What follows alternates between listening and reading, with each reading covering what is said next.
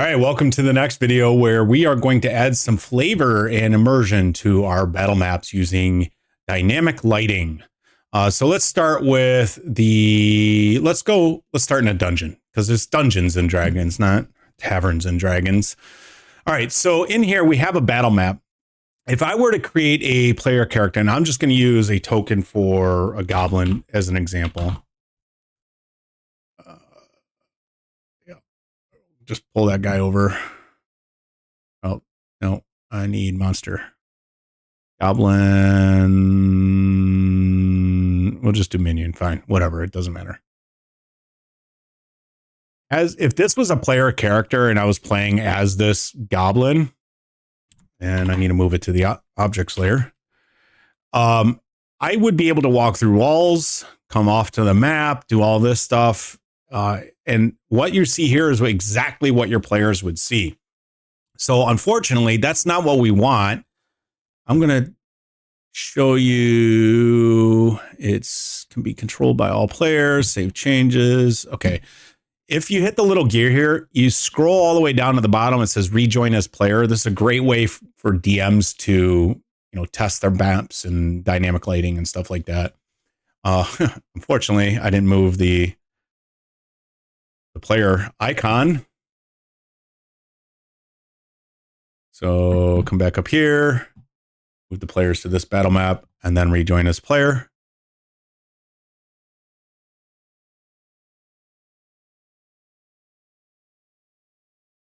So as a player, I'm playing around here, and you can see it's only visible for that one bubble because of our defaults. If we needed to change that, we could. So you can see here, like I can just move anywhere I want, and I can see the entire dungeon. Well, that's not cool. There's a couple ways we can add this. If you don't have a subscription, we can block this off and then manually reveal areas as you want, but it doesn't restrict the movement of players to be able to walk through the walls and go from one area to the other. So getting the subscription is definitely worth it. Adds a lot of immersion and helps you as a DM.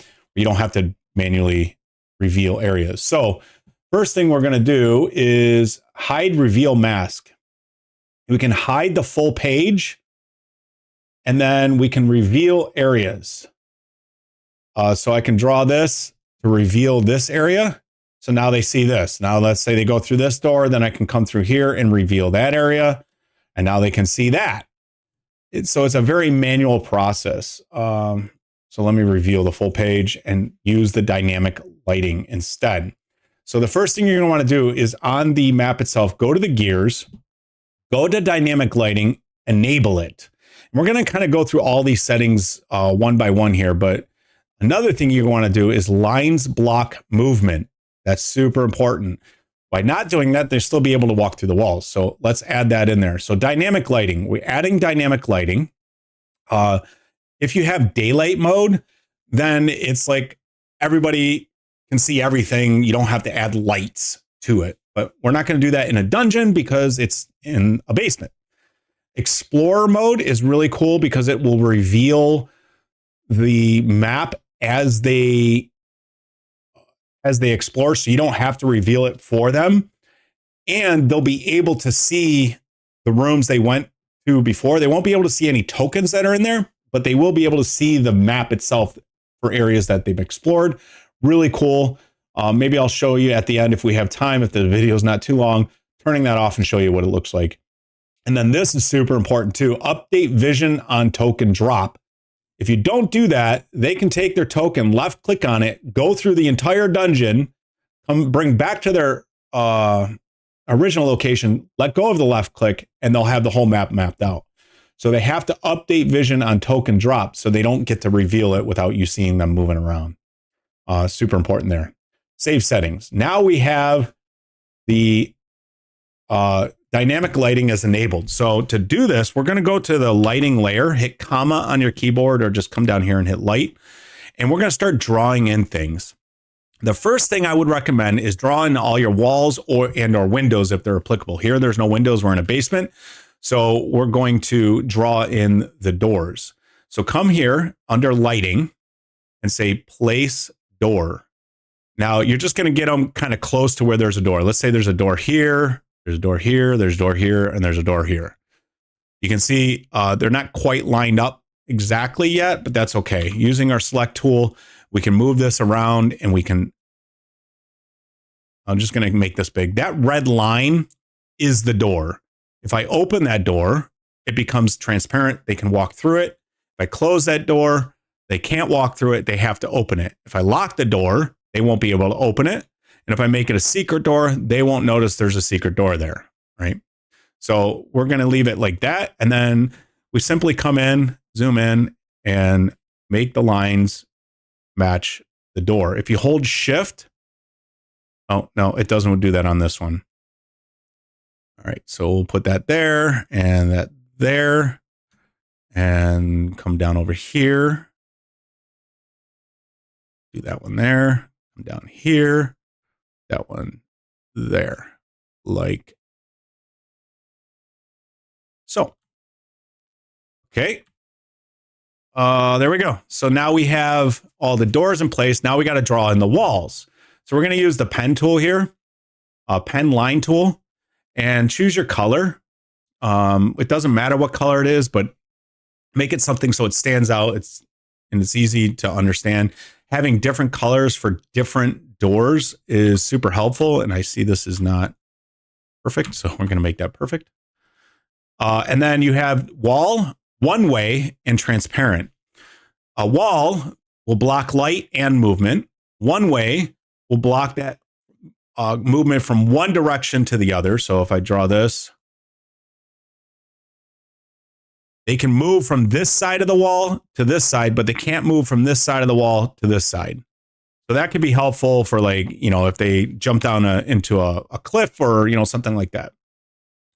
And then you can flip the direction there. Transparent, if I draw this, will not block light, but will block movement. The players won't be able to go through this line. So this is a perfect way to do wall of force, where you can't see the wall of force, but you can make it so they can't walk through the wall of force, right? Good example there. And then the other one is just normal wall.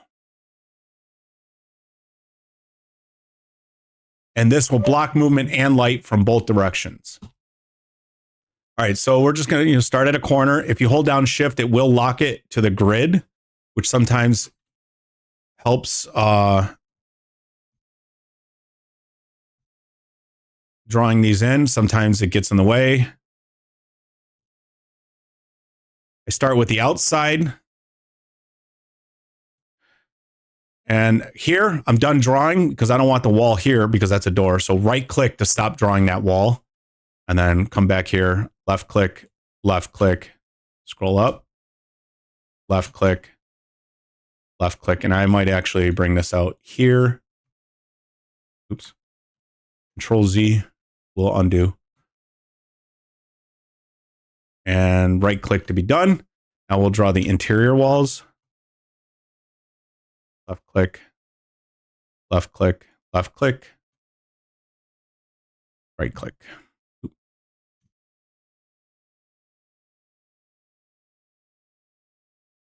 So you can see this can be kind of tedious if you have very complex, oh geez, battle maps, then this could take a while. Oh, got two more.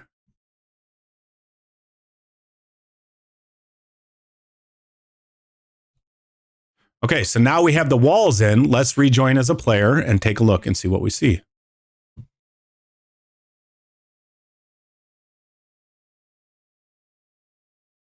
So as a player here, I didn't reset this. So this, they were able to already see all of this because I didn't have the walls in when I did this. So this is what it looks like, the fog of war.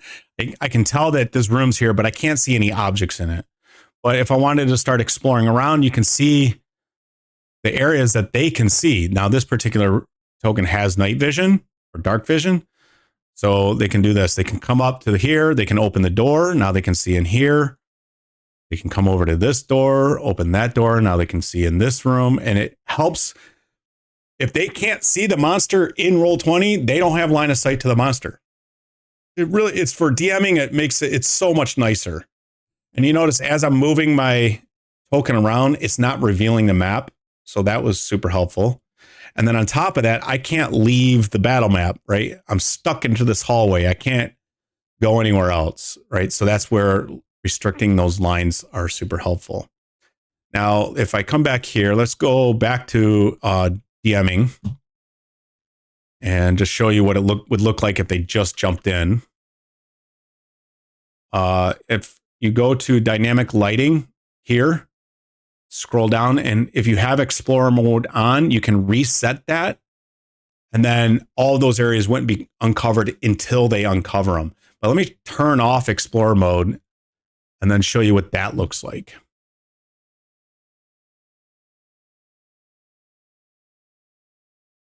So now if I come up here, you'll notice even though I explored this room down here, I can't see it. So I'd have to go off memory to know that that room is there. So you're always exploring the dungeon. You don't know where things are, right? So that's, you know, if that's what you want to do, you can do that. I like letting them know where they've been. So you can do that as well. Now, let's say this particular token, and this character rather, does not have night vision. So under dynamic lighting for the token, we're going to turn off night vision and hit save changes. They have vision, but they don't have night vision. Okay, so now if we join, and actually let me put that dynamic lighting, let's put Explorer mode back on and rejoin as a player. So these would be like a human is walking around. They don't have dark vision, right? I don't see anything. I see my token, but I'm blind. I can't tell, which is accurate. And a lot of times we forget this as a DM, that there's players that don't have dark vision. And if they're in a dungeon, they don't light a torch or have some source of light, they don't see anything. They can't even walk around. They're dumb blind, right? One thing I will do for characters that don't have dark vision is sometimes I'll give them like 5 feet radius of dark vision. Oh, I hit exit game. I didn't mean to do that. I meant to hit rejoin as GM. And that way, at least they can see their token. But let's add some lights to this dungeon. Now, this is a dark dungeon, maybe. There's no lighting in it. Then we don't have to. But in this particular example, we're going to open this door. And this is coming from up above. Let's say there's a light source from up above shining down into the basement. We can come here, and instead of placing doors, we're placing light. You have to do this on the lighting layer, though. So come back down to the lighting layer and add that light. Now you can see that immediately illuminates everything. And now this is lighting up that space. So that character that did not have dark vision, rejoin as player, will be able to see at least the first room. Right? So now they can kind of see because of the light that's coming from up above. Right? But that's it. They can't see. As soon as they go into the darkness, they're dark. They can't tell what's going on. Right? So let me rejoin as player, not exit, or rejoin as GM. So that in a dungeon, that may be all you need to do. But if you want to add some lighting somewhere else, let's go ahead and add a light in the lighting layer. Make sure you go to the lighting layer. Let's say there's, I don't know why there would be. Let's say there's a candle right here. All right. So we place that light. If we hit S on our keyboard for the selection tool, or come up here, hit the little S here, we can adjust the dynamic lighting here and say maybe it's not bright light, but it's only dim light for 20 feet.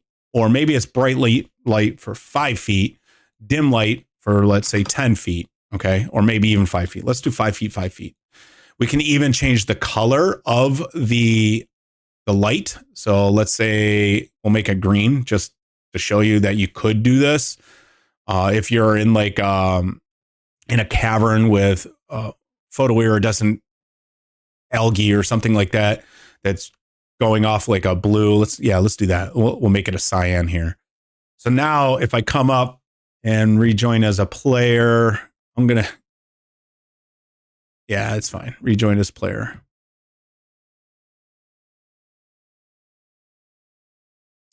So now I'm going to come up here.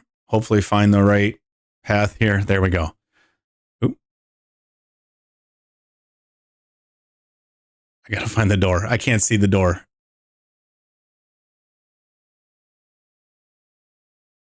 Where'd the door go?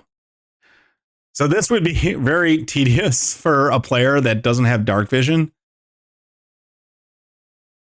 All right, this is a good tool too. The player decides to light a torch. Awesome. They finally want to be able to see. Okay. Oh, the door was closed. That's why. I didn't mean to close that actually. I did that myself. So on the token, if they have decided to light a torch, you can come over here. Token emits bright light. Let's say it's 20 feet by and low light for 10 feet. I don't know, whatever you want to set your torch to be. Come back as rejoin as player, and now they'll be able to see because they have a torch.